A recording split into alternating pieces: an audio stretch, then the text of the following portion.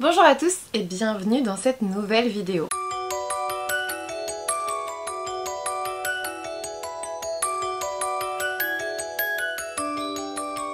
Aujourd'hui je vais vous présenter le book haul de décembre 2022, faut pas que je me trompe, décembre 2022, qui a été plutôt, alors pas mal, hein, je vous ai déjà montré mes cadeaux de Noël, donc par contre je les ai pas mis dans cette vidéo, c'est dans la vidéo dédiée, n'hésitez pas à aller voir, il y a eu des livres. Mais là j'ai compté, on est à 15 livres et 2 mangas. Écoutez, j'aime bien parce que je vous sors cette vidéo juste après les résolutions littéraires où je vous dis je vais acheter moins, je vais avoir moins de livres dans ma pile à lire et t'arrives, tu fais plus 15 livres. Ouh. Oh bah bienvenue, tu vois. J'ai l'impression d'être un escroc là tout de suite. Mais bon, on va se dire c'était décembre 2022. Je sais pas combien j'en ai acheté en janvier. Enfin combien je vais en acheter en janvier parce qu'on est quand même que le 8. Je ne sais pas.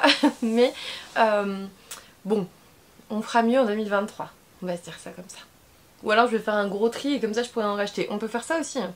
En vrai, il y a deux façons de baisser la pile à lire. Comme d'habitude, je vais commencer par les SP. De la part des éditions Pika, j'ai reçu Neko Gahara de Hiroyuki Takei aux éditions donc Pika. Vous savez, c'est ce chat qui est samouraï. J'ai les 3 tomes, donc là, c'est bon, je vais pouvoir commencer cette histoire, j'ai hâte. Et puis, j'ai reçu le tome 2 de Ton visage au clair de lune de Mika Yamamori, toujours aux éditions Pika.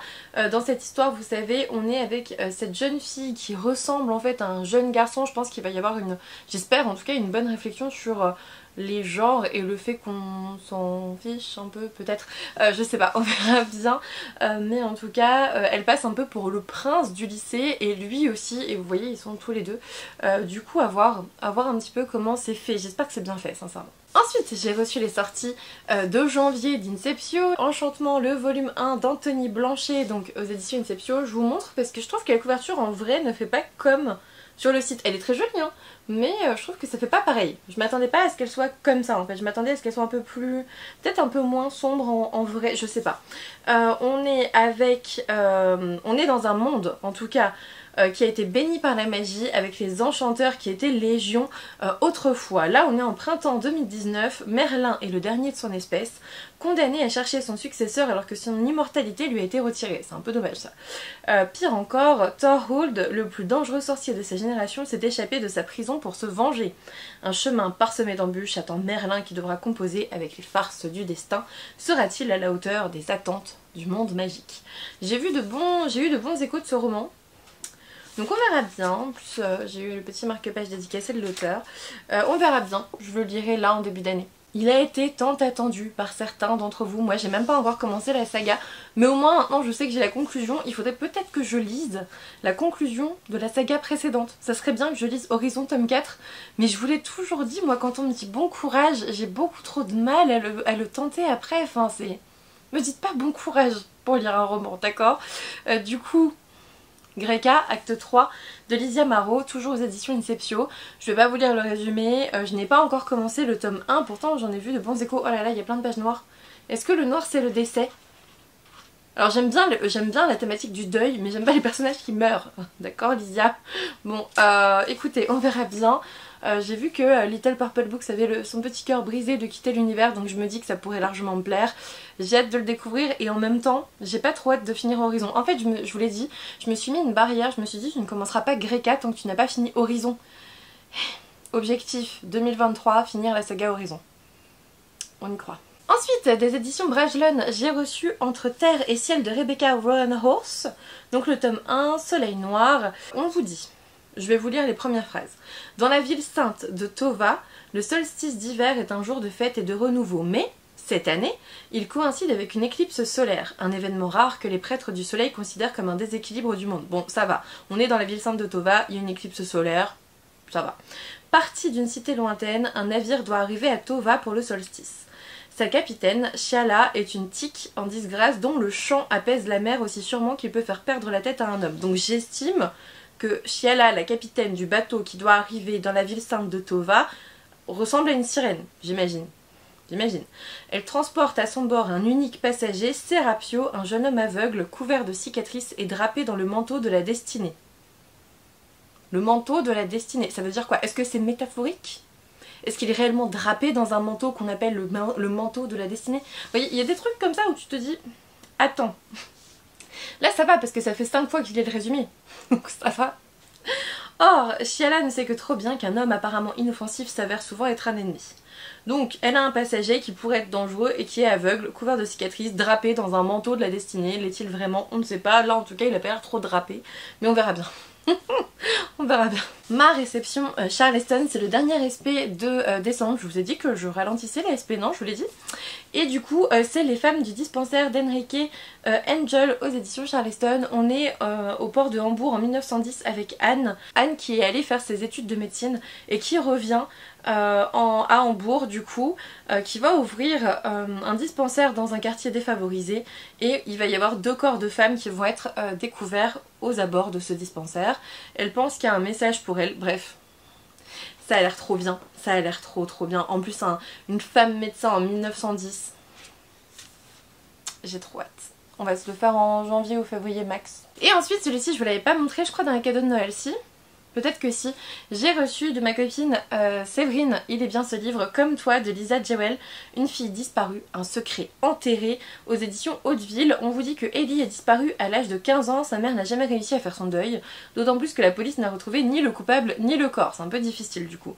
10 ans plus tard, donc elle est censée avoir 25 ans, elle va faire la connaissance de Floyd, un homme charmant, père célibataire, auquel elle se lie peu à peu. Mais lorsqu'elle rencontre la fille de celui-ci, Poppy, âgée de 9 ans, le passé la rattrape brutalement. Cette fillette est le portrait craché de sa fille disparue. Oui mais attends, parce que sa fille a disparu à l'âge de 15 ans. Là elle est avec Poppy, 9 ans. Je sais pas, on verra bien. J'avais très envie de découvrir Lisa Jewell, donc merci à Séverine pour ce cadeau. Et puis deuxième cadeau de Noël que j'ai pas pu vous montrer, je crois. Alors je sais plus vraiment si je vous avais montré celui de Séverine, mais celui-ci c'est sûr que non parce que la vidéo était déjà sortie. C'est ma copine Marie de Mirazonchi qui m'a offert Un dernier soir à Pékin de Golo Zhao aux éditions Glénat. Et j'avais trop envie de le découvrir. Lui est le premier ouvrage graphique qu'il a écrit qui était La plus belle couleur du monde. J'ai très envie de découvrir ça. On est... Alors attendez que je retrouve le résumé. On est avec He Liu qui habite la capitale, donc Pékin. Et en gros il va passer une soirée en compagnie de sa petite amie, une virée à 2, semblable à une longue promenade à travers les rues animées de Pékin et leurs comptoirs alléchants. Chaque étape culinaire de leur déambulation sera l'occasion d'en apprendre un peu plus sur He Liu. 4 flashbacks se dessinent, une soirée inoubliable, propice aux confidences et aux prises de décision. J'ai hâte de voir ça parce que je pense qu'on va avoir un petit côté aussi sociétal chinois et j'ai trop hâte. Voilà, j'ai trop hâte, merci encore à elle. Ensuite, on passe à mes achats et on commence par du Toc Toc que vous voyez depuis tout à l'heure. Ça a été mon premier achat, ça a surtout été en fait une précommande. Il s'agit aussi de ma première lecture de janvier 2023. C'est Descendre sur tes mains de Nora Lake aux éditions Hurlevent. J'en suis là. Voilà, j'ai lu 130 pages. J'ai pas eu beaucoup de temps pour lire cette semaine malheureusement, mais je suis déjà bien dedans. Je suis déjà à fond dedans. On est en Angleterre, fin 19e, avec une jeune fille qui s'appelle Alice, qui est dans un pensionnat parce qu'elle est globalement orpheline. Et une femme va la reconnaître et on va lui proposer, enfin un tuteur va lui proposer de la prendre en charge à ses 12 ans. Elle se retrouve dans un manoir au fin fond de la forêt avec un tuteur qui lui parle pas. Hein. Il est pas très commode au début, il te passe devant, il te dit même pas bonjour le gars. Mais bon, après il y a des parties d'échecs et après l'autrice m'a dit t'arrives au moment où ça part en cacahuète, donc j'imagine qu'après on peut dire que ça part en cacahuète. J'ai hâte de voir quand ça part en cacahuète exactement. J'ai trop hâte de le continuer, je pense que je vais le continuer ce soir. J'ai hâte de vous en reparler très vite du coup. Ensuite, je vais passer rapidement parce que ce sont mes achats de Montreuil et si vous avez vu mon vlog de Montreuil, vous les avez déjà vus.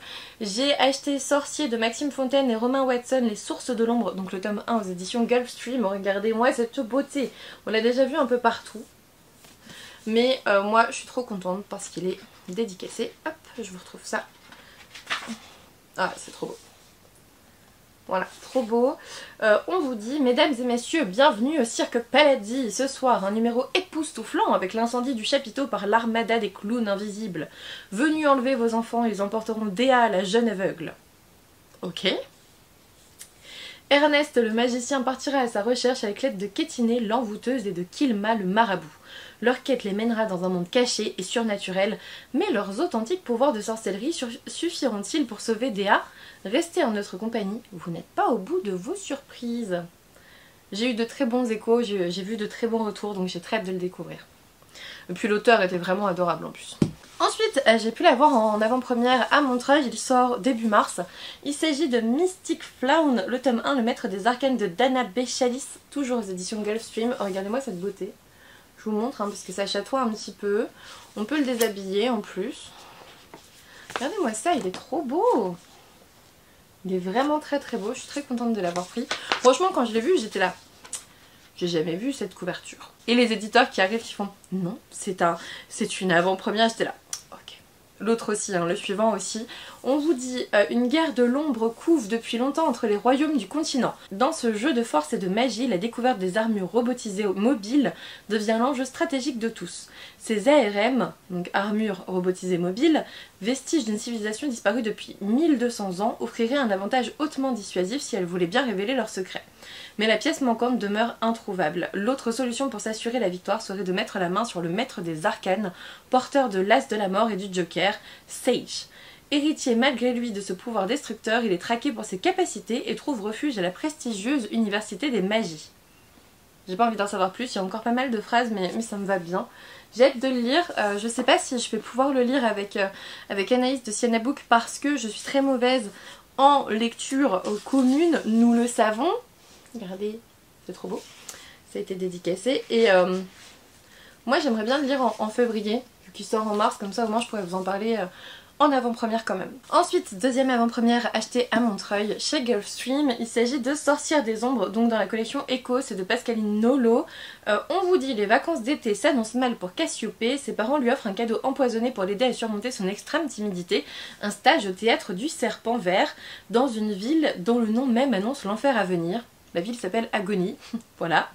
Ne se sentant rien en commun avec les comédiens qu'elle rejoint sous la contrainte, la jeune fille est toutefois fascinée par le mystère qui entoure la sorcière du Rével. Anonyme, interdite il y a des années, cette pièce que la troupe souhaite rejouer est liée à une légende locale. Dans les collines environnantes existerait un mur d'ombre, frontière avec un autre monde abritant une ensorceleuse. Cette dernière exaucerait les vœux en échange d'un prix à payer. Ça a l'air trop bien. Ça a l'air trop bien, et puis c'est Pascaline Nolo qui avait eu de très bons retours pour son dernier roman, enfin l'un de ses derniers romans, donc j'ai hâte de le découvrir aussi. Je me demande s'il sort pas en février celui-là par contre. Février 2023, oui. On en reparlera du coup dans les sorties littéraires de février. Dernier achat de Montreuil, je me suis pris Loin des îles mauves de Chloé Chevalier, donc la 100 étoiles dans la collection R. Regardez-moi cette couverture trop belle, en pastel comme ça, c'est beaucoup trop beau.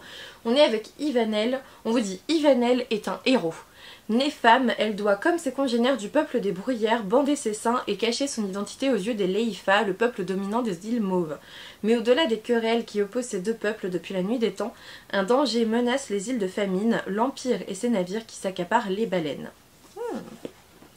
Et il m'a été dédicacé aussi, donc voilà, très contente. On verra bien ce que ça donne. Ah, c'est vrai, j'avais le petit marque-page. On verra bien ce que ça donne, mais j'aime beaucoup le fait qu'elle doive cacher le fait qu'elle soit une femme. Ça me fait penser un peu à Mulan, surtout avec le côté héroïque. Voilà, on verra au niveau de la personnalité. Ensuite, j'ai craqué pour deux Sexus. Je me suis pris le palais des Otomae, je ne sais pas, de Nina Varela, qui est très joli, mais qui n'a finalement pas grand chose d'exceptionnel. Ça, c'est du craquage, ça, Manu. Ça, c'est du craquage. On est, alors on vous dit, conçus par les humains pour leur bon plaisir, les Otomé, on va dire Otomé, non, Otomae, bon bref, ont renversé et asservi leur maître lors de la guerre des espèces qui a ravagé le royaume de Rabu. Ils se sont appropriés les domaines de leurs anciens propriétaires et les contrôlent désormais d'une poigne de fer. Ayla travaille au pays de ses tortionnaires. Elle y a rapidement gravi les échelons, mais ne rêve que d'une chose, venger sa famille en tuant la fille du souverain, Lady Crier. À présent au service de celle-ci, la jeune humaine découvre contre toute attente qu'elle est douce et généreuse. Bon bref, on verra bien. Mais il me faisait terriblement envie, franchement j'ai eu du mal à résister, c'était pas possible. C'est comme l'autre, regardez. Franchement, qui pouvait résister à ça? Sous la porte qui chuchote de T.J. Klune, je pense, aux éditions de Sexus. Et en fait, ça parle de la mort et du deuil. Franchement, là, c'était horrible, je pouvais pas, tu vois. On vous dit, Wallace Price n'est pas ce que l'on peut appeler un personnage sympathique. Loin de là même. Vous ne pleurez sûrement pas en apprenant qu'il vient de mourir. Mais lorsqu'une femme se présentant comme une faucheuse vient le chercher à ses propres funérailles, Wallace a du mal à accepter son funeste destin. Au lieu de le conduire vers l'au-delà, la faucheuse l'emmène dans un petit village où se trouve un salon de thé, pas comme les autres. Hugo, le patron de l'établissement, y aide les âmes à passer de l'autre côté. Wallace n'est absolument pas prêt à abandonner la vie qu'il a à peine vécue et avec l'aide de Hugo, il découvre enfin ce qui lui a manqué dans le passé. Il y a un autre paragraphe mais ça sert à rien de le lire je pense. On est dans la vie après la mort, on est dans ce qui se passe après la mort. C'est un sujet que j'aime beaucoup, qui est terrifiant et à la fois que j'aime beaucoup. Donc j'ai trop hâte. J'ai trop hâte. Surtout avec les premiers, les avis du premier roman de l'auteur.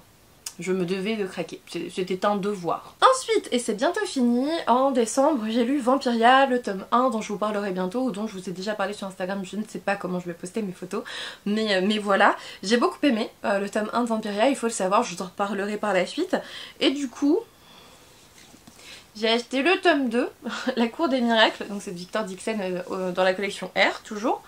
Et j'ai acheté La Cour des Ouragans aussi. Voilà, ça c'est la faute de Montreuil, la faute d'Anaïs, donc Sienna Book, et la faute de ma rencontre avec Victor Dixon qui m'a ravivé l'envie de découvrir Vampiria, que j'avais depuis sa sortie dans ma pile à lire. Je l'ai découvert, j'ai acheté les deux autres, voilà, c'est tout. En plus, je sais qu'il va y avoir une autre saga, dans le même univers qui va sortir cette année, donc ça serait bien que je lise déjà celle-ci, ça serait pas mal.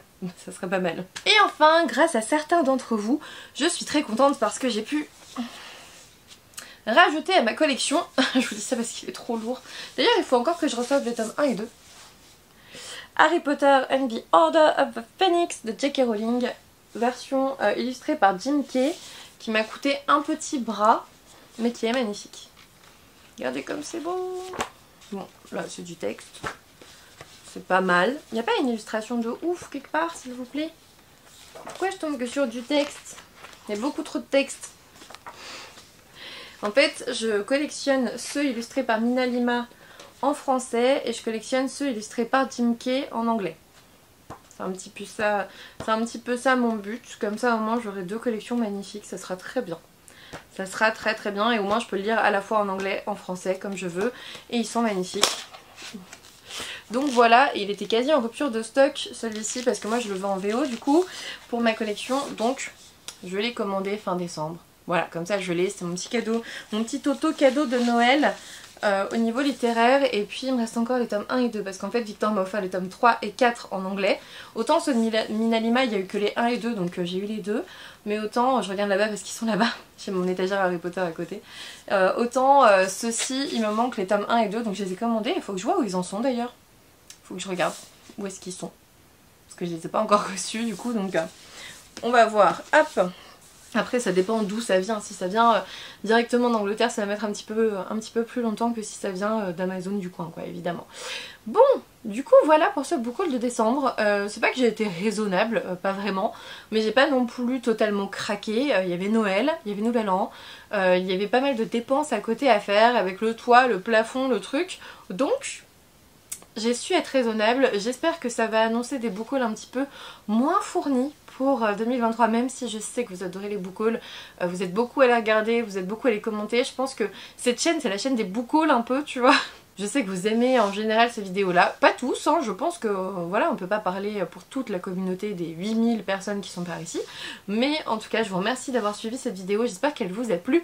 N'hésitez pas à me dire ce que vous avez pu ajouter de marquant à votre pile à lire en décembre, ça me ferait très plaisir de le savoir, j'aime bien, c'est con hein, mais j'aime bien savoir ce que vous lisez, ce que vous achetez, ce que vous recevez, ce que vous, peu importe, mais c'est des choses que j'aime bien lire. N'hésitez pas à me laisser un petit pouce bleu, ça fait toujours plaisir, à vous abonner cette année, toujours pas fait. Et puis moi je vous dis à bientôt pour une nouvelle vidéo.